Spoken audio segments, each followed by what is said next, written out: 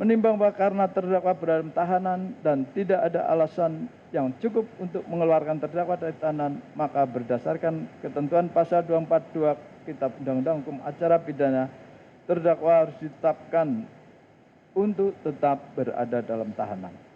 Menimbang bahwa karena terdakwa dijatuhi hukuman, maka secara hukum harus dibebani untuk membayar biaya perkara, kecuali apabila dijatuhi pidana mati atau pidana seumur hidup, maka biaya perkara dibebankan pada negara.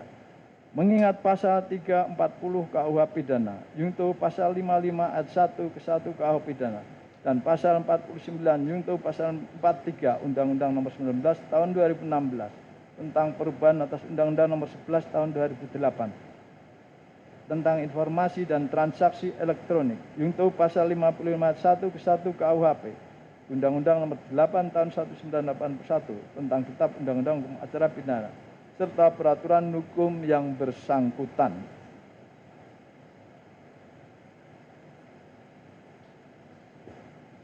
Mengadili. 1.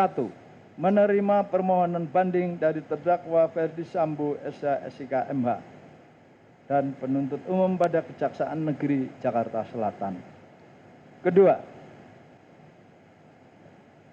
menguatkan putusan Pengadilan Negeri Jakarta Selatan nomor 796/PIB/2022/PN Jakarta Selatan tertanggal 13 Februari 2023 yang dipintakan banding tersebut. Ketiga, menetapkan terdakwa tetap berada dalam tahanan. Keempat, membebankan biaya perkara kepada negara.